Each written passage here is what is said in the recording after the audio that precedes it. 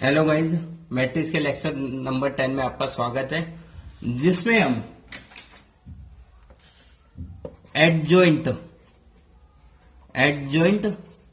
Of matrix के बारे में स्टडी करेंगे। बट जो ऑर्डर होगा 3x3 मैट्रिक्स के ऑर्डर के एडजॉइंट किस वे में निकलती है उसके बारे में स्टडी करेंगे। तो गाइज एग्जाम्पल लेते हैं, एग्जाम्पल के थ्रू करते हैं। तो हम एक एग्जाम्पल के थ्रू करते हैं। जैसे गाइज पहले मैंने लेक्चर नंबर 9 में आपको बताया था कि 2x2 ऑर्डर मैट्रिक्स का एडजॉइंट किस वे में फाइंड किया जाता है, सेम वे में 3x3 मैट्रिक्स का एडजॉइंट फाइंड आउट किया जाता है गाइज। तो एग्जाम्पल लेते हैं। हमारे पास ए मैट्रिक्स गिवन है गाइज, 1 2 2 1 2 2 2 1 2 2 2 1। नाउ हमें जो फाइंड आउट करना है adjoint of a matrix find out करना है गाइज। तो गाइज सबसे पहले when we solve this question, तो सबसे पहले हम निकालते हैं गाइज कोफैक्टर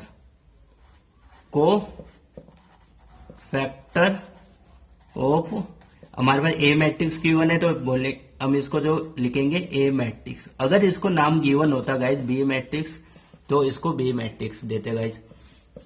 तो एडजॉइंट निकालने का जो फॉर्मूला होता है गाइज, सबसे पहले यहाँ पे जो एलिमेंट है अपने 9 एलिमेंट है इसके अंदर, तो हमारे जो फैक्टर आएंगे टोटल को फैक्टर आएंगे वो भी कितने आएंगे, हमारे 9 आएंगे गाइज। इट मीन्स की जो पहला एलिमेंट अपना C11 है तो अपना सबसे पहला जो कोफैक्टर निकलेगा C11 निकलेगा गाइज। इसके बाद C12 एलिमेंट है तो अगला कोफैक्टर फाइंड आउट होगा C12। अगला 13 एलिमेंट है तो कोफैक्टर C13, C21 निकलेगा, C22, C23, C31, C32 and last का जो कोफैक्टर है C33 कोफैक्टर फाइंड आउट होगा गाइज।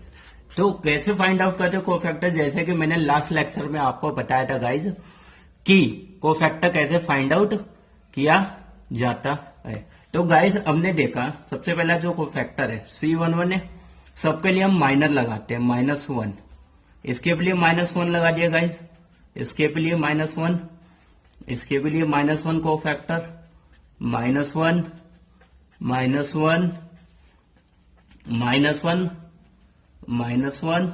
एंड C3 के लिए -1 को फैक्टर अप्लाई किया गाइज। नाउ माइनर की जो पावर होती है, जो हमारे एलिमेंट है उसका एडिशन करते हैं। यहाँ 1 एलिमेंट है, 1 + 1 2 आ गया तो माइनर की पावर 2 हो जाएगी।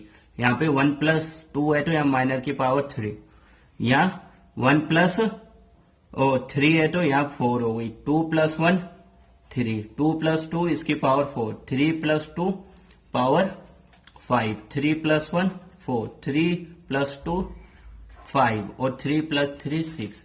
इन दिस वे गाइज हम माइनस फाइंड आउट करते हैं किसी भी मैट्रिक्स का।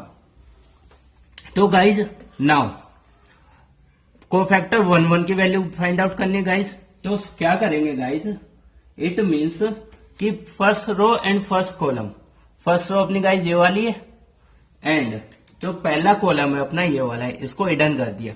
तो गाइज हमें दिख रहा है जो एलिमेंट बच गए 1 2 2 1, उस जिसको कहां लिखेंगे हम, यहां पे लिख देंगे। देखिए गाइज अगेन पहली रो को मैंने रख दिया, हिडन किया एंड फर्स्ट कॉलम को, जो एलिमेंट रह गए हमारे 1 2 2 1। ओके गाइज, नाउ तो इसको सॉल्व करेंगे गाइज, -1 की पावर 2 1 रिजल्ट आएगा, इवन पावर है एंड जो ये रिजल्ट आएगा पहले राइट हैंड साइड मल्टीप्लाई करते हैं and after left hand side, तो 1 1 जा 1, 2 2 जा 4 और बीच में ऑलवेज माइनस का साइन आता है गाइज। तो यहाँ पे जो रिजल्ट आया अपना -3 आया इसका। तो नाउ गाइज C12 का मतलब हो गया गाइज फर्स्ट रो जो कि हमने पहले से ही हिडन कर रखी है एंड सेकंड कॉलम, तो सेकंड कॉलम को ऐड कर दिया। तो अब हमारे पास जो एलिमेंट रह गए 2, ये देखिए गाइस 2221, 2221. Now solve this. -1 की power 3 always give -1 result guys. And 2 एकम 2 -4, तो यहाँ पे -2 रिजल्ट आया, इसको मल्टीप्लाई करें गाइस कितना आ गया, 2 रिजल्ट आया। एंड अगला चलते गाइस 13 की power 4 and 13 means first row third column को हमने ऐड कर दिया गाइस। तो हमने देखा कि जो एलिमेंट आएंगे अपने एलिमेंट आए first row and third column को ऐड कर दिया 2 1 2 2, तो एलिमेंट आए अपने गाइड 2 1 2 2 एलिमेंट्स आ गए अपने, जिसको हम करेंगे -1 की पावर पॉजिटिव रिजल्ट देता है। पहले इसको मल्टीप्लाई 2 इंटू 2 4, 1 इंटू 2 2 माइनस का 2, तो गाइज जो रिजल्ट आया -2। नाउ गाइज अब चलते हैं आगे। तो अगला जो एलिमेंट है 2 1 मतलब सेकेंड रो, तो सेकेंड रो को ऐड करते हैं गाइज, सेकेंड रो ये आ गया, हमने ऐड कर लिया।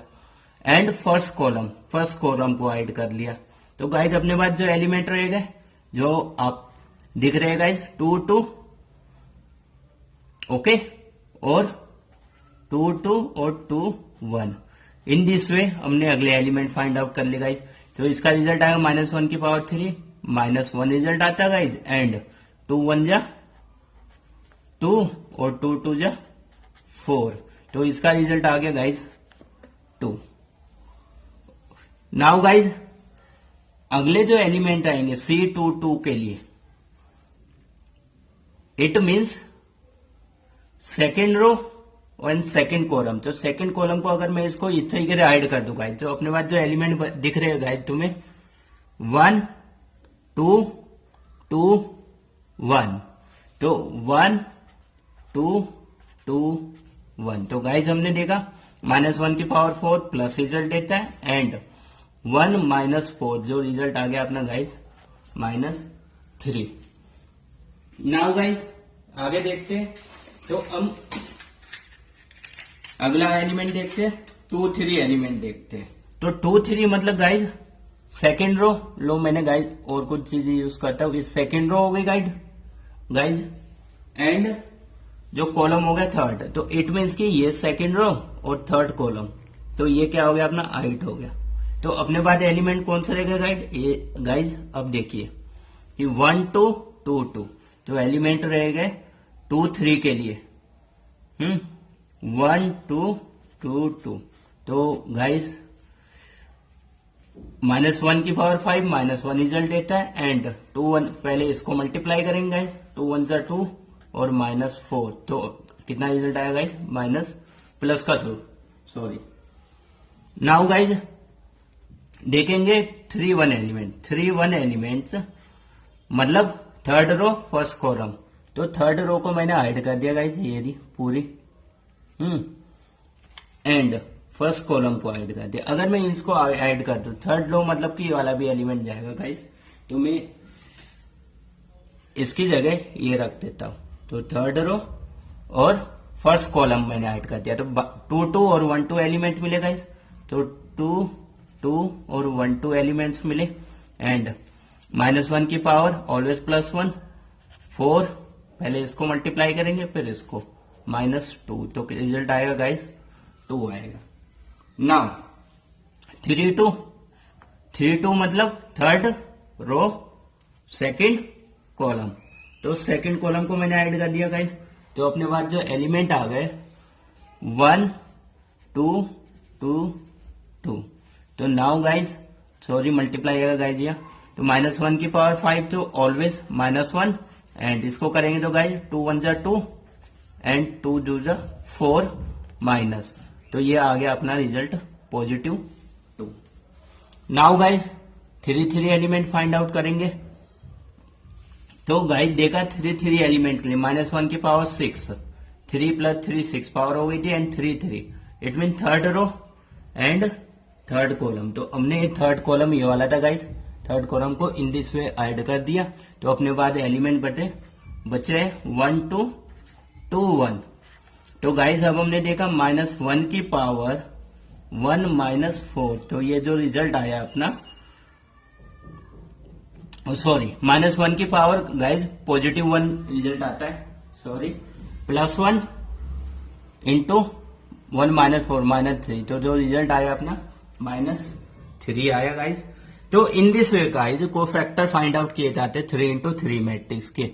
नाउ वी स्टेप सेकंड निकालेंगे अब एडजॉइंट ऑफ ए मैट्रिक्स कैसे फाइंड आउट की जाती है। तो इसके लिए जो फॉर्मूला होता है गाइस,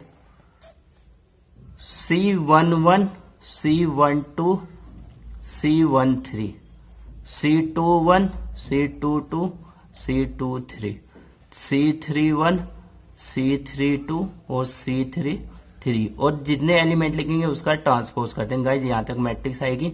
तो now guys, now put the value of all 9 cofactor in this matrix adjoint A, and इसका ट्रांसपोज कर देंगे तो हमारा एडजॉइंट ए फाइंड आउट हो जाएगा।